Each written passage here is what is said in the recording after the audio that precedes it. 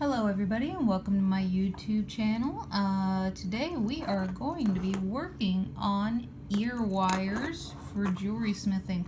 I personally like to make all my own findings. It allows me to have a lot more creativity and a lot more design control, and it definitely allows me to have more control over the materials that I use. I personally have a nickel allergy, so I am very, very careful about the types of metals I use, because just handling metals and handling metal filings and different things like that can cause me to have a nickel allergy or a reaction to nickel that might be in whatever it is that I'm playing with. So I use a lot of copper. And to get started, I have what is left of my spool of wire here. It's just a plain ordinary spool. A lot of hobby stores have this stuff. I know it is pure copper, and that is why I like to use it. So, got that guy. Next tool I am using is the round nose pliers, so named because nice and round all the way around.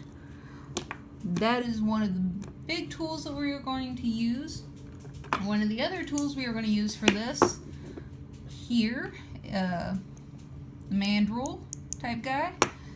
He is kind of like the round nose, although he gets a lot bigger, which allows us to get the big hook in our ear wires.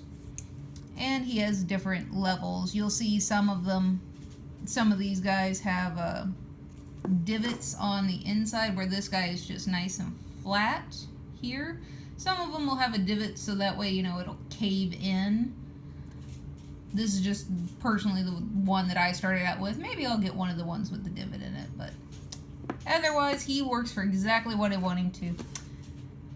Next thing I have for this is flush cutters. Sorry, hit my camera there. Now the difference between this guy here versus a regular set of cutters, nippers I like calling them, these guys here.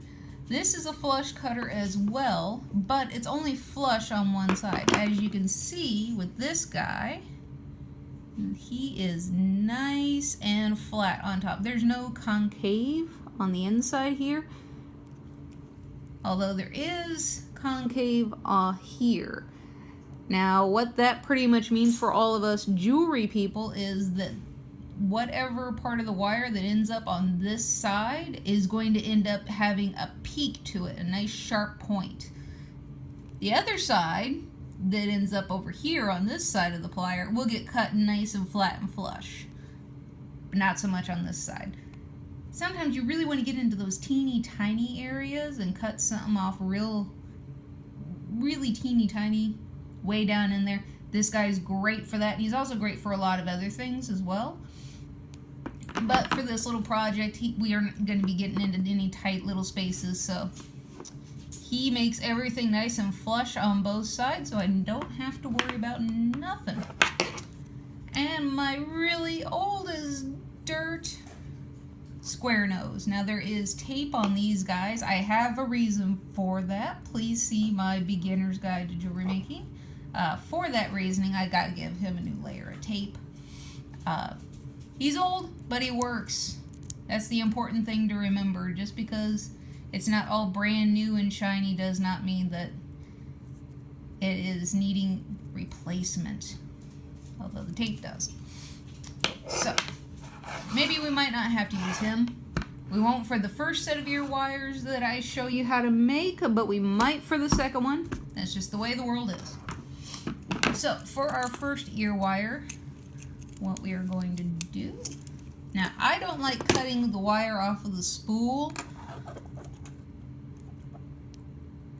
and you'll see why in a moment. So what I'm doing here, now if you look at my round noses, you'll see that one end is smaller than the other end. Well, that little tiny end, that is the end I'm going to be wrapping my little decorative element around. So I've got a hold of this wire and I can't really feel it.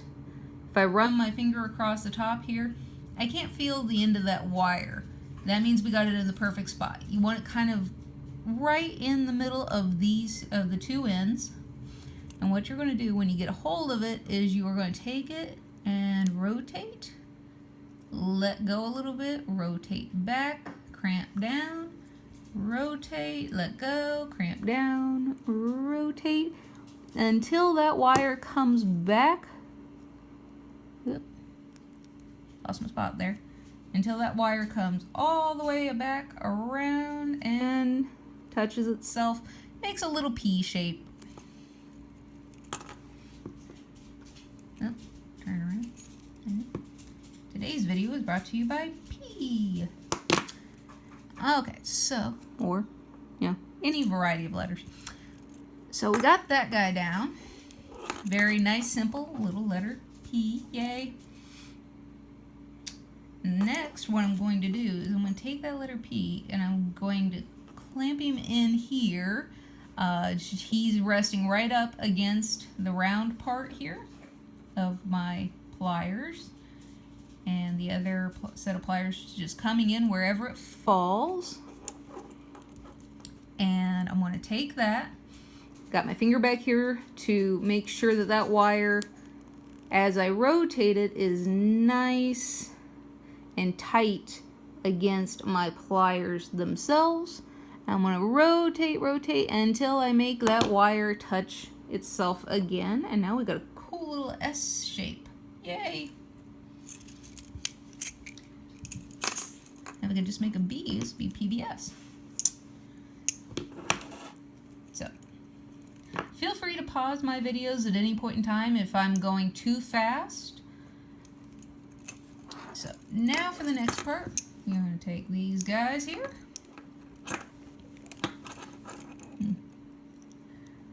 And if I put him in the right direction, there we go. We're going to take our S. You want the curly decorative part to be against the flatter part right here. Of course, if this was that other set that I was telling you about, then by the time I crimped down, then the rest of this wire would have fallen down into the little cavity underneath. But we don't have to worry about that. Now you can do one of two things. You can either take this little S and bend him over if you like. There. Or you can just take this and do like we did before when we made the S and rotate. I'm using the biggest part of my pliers here. Now what I like to do here is bend this along my finger. Now your finger has a nice little curve already built into it, so then by the time I let go, gives you a nice gentle swoop to your ear wire.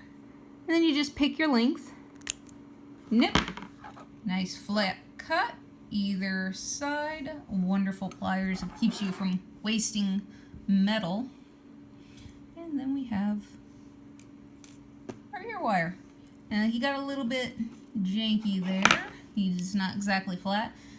And this is where my square nose comes in handy. And normally, like I said, I need to get some more tape on it. And what I like to use this guy for, probably 90% of the time, is putting things in the jaws and then just giving it a very light squeeze all the way around. It makes it nice and flat, puts everything back into shape the way I want it. Little light squeeze. There we go. Lays a lot better. Give him a little tweak there. And one more.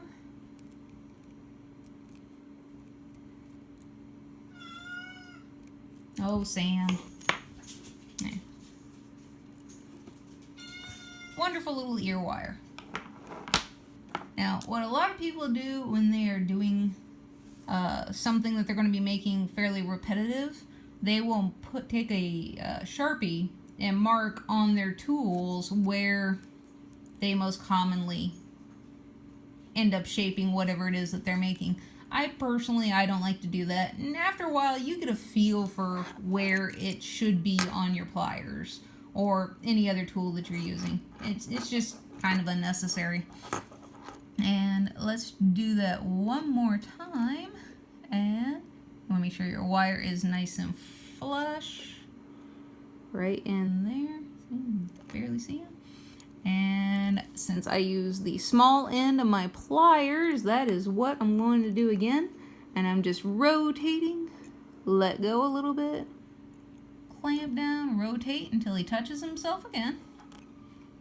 Yay. I'm sorry about the little injury on my hand. I was gardening and I hit my hand on the concrete. My house is just animal central here. Yay. Alright, and then the next time, now if you can't remember where you made your last hoop, you just pick up your last ear wire, slide it on, and how far it slides on, that is where your wire was before. So if you ever just need to go back and gauge yourself. So, crimp. And I'm not getting a death grip on this guy. There's no reason to have a death grip on anything. You'll end up putting dents and dings in your wire. It's a very unpleasant look. And there's really just no need for it. You just want to have it snug enough that he's not slipping and sliding around on you as you're working. And there we go. Yay. There we are.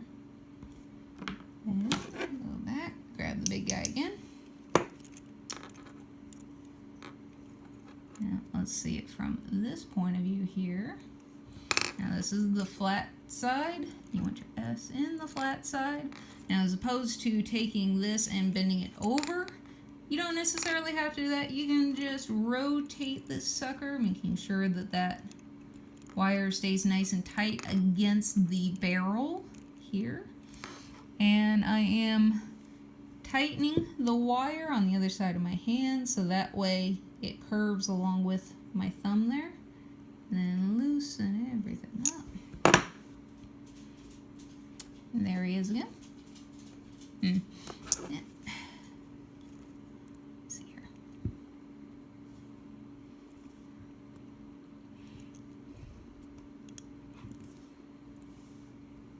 Getting off camera here a little bit, sorry. Yeah. You will behave. Yeah.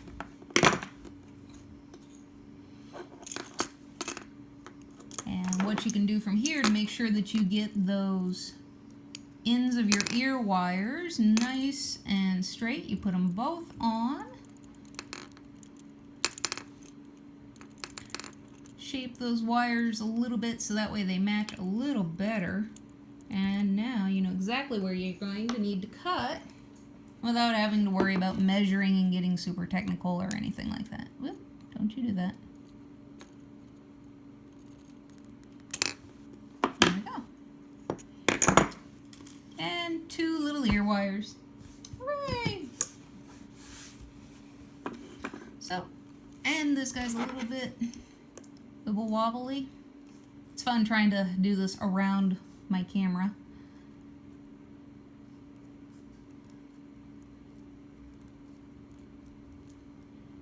And again, doing this, I'm not squeezing super hard, just squeezing with enough force that mish him back nice and straight again. There we go, much better. So those are our ear wires.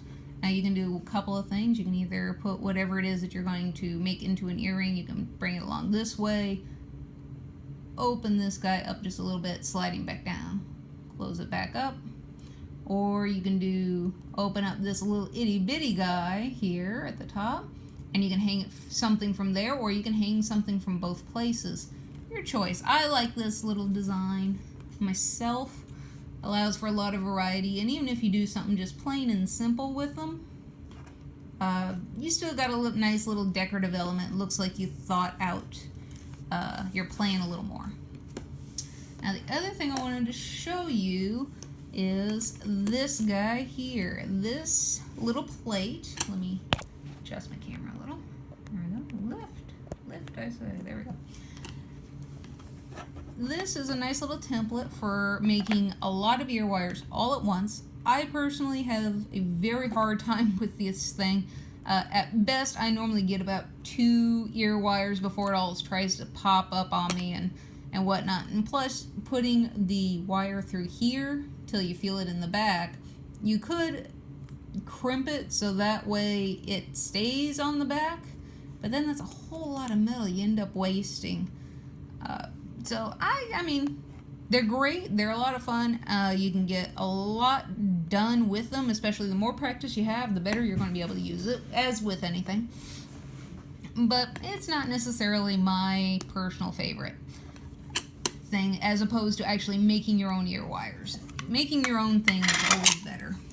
And the cool thing about this guy, though, is that he comes with several templates for several different kinds of ear wires.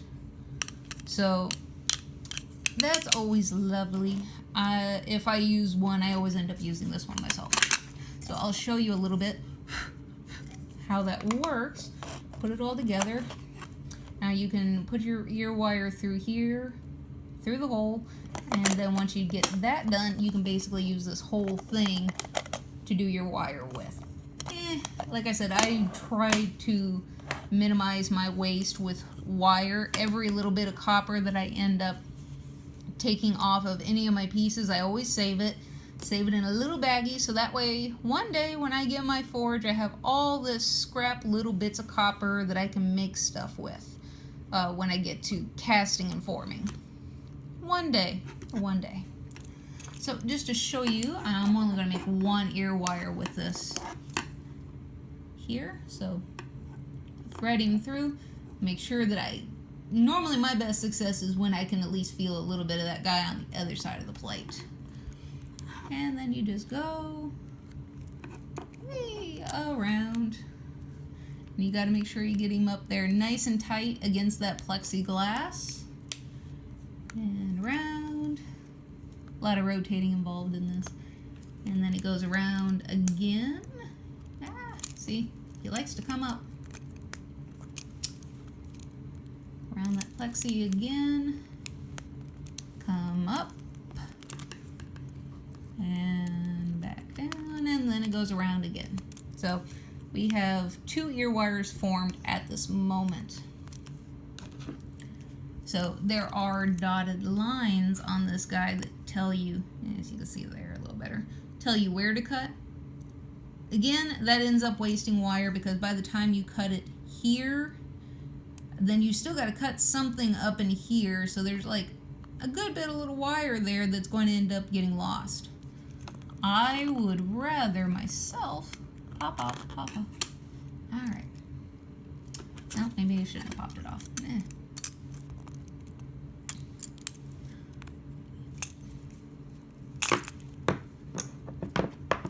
Get a hold of this the right way. So I try to get this as close to that circle as I can before I nip it. There we go. And when I turn it sideways, you can see I run around those little nubs twice. Now you got that little corkscrew going on. So I will nip it just a little bit past the middle of that corkscrew. And making sure that the flush side is on that side there with these guys. And the reasoning for using this, again, it doesn't seem like it's such a small area, but it is when you consider that the, nice little pointed end there versus big fat fingers there. I love him to death, but sometimes he's not elegant. So, there you go. And as I was saying with waste earlier, as we can see, all that wire right here just got wasted. Maybe I can make a jump ring out of that. Now, I ought to be able to. I better be able to at this point. But still, that's a good decent amount of waste right there. I don't care for it. I like having all my wire in one nice piece so that way I can decide to do with it as I wish. And plus, like I said, that makes, because of the way I ended up cutting it, if my camera wants to focus, maybe, no? Come on now. Nah, it's not going to want to. That sucker is pretty darn sharp. Now, you would think because you want it to go through the ear hole, yeah, maybe it wouldn't be that bad, but yeah, it's still pretty bad. I just recently got my own ears pierced here because of my nickel allergy that I've always had to deal with my whole life. I was always terrified. I saw this one boy came to school, he got his tongue pierced and it got infected. And the ordeal he went through absolutely scared the living snot out of me. So I was always way too terrified to ever get my ears pierced. But I have several friends who have ear piercings and body piercings and stretched earlobes and all kinds of fun stuff. And like, no, if you just do it right, we'll help you. We'll make sure nothing happens. And I trusted them, and I was right to trust them. Now I get to wear all the cool, awesome earrings that either I make or I find as much as I want, as long as they are nickel free. And since I do make my own jewelry, it's just a matter of changing the ear wire. No big deal. So that there. Okay, come here. Making sure, yep, nice and flat, nice and flat. Both ends on you flat. Yep, yep. Okay, now, oh, he needs a little flattening.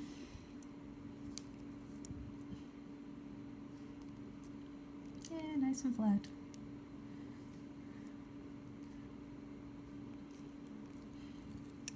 There we go, much better. Now with these guys, as opposed to the other ones I showed you how to do, all you have to do is just open up your spiral just a little bit and slide something on.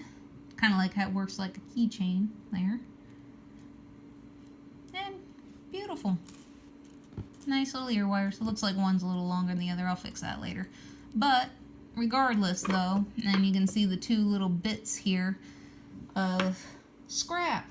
Now my other method, by not cutting it off the spool, I'll turn you the other way because you're naughty. By not cutting it off the spool, with these guys, I had no scrap. With lots of practice, it's pretty easy to accomplish. It's got a little bit more decorative element to it. Makes it look like you planned a little more. These guys, they look great. They look awesome. They're completely uniform. But the big downside, scrap.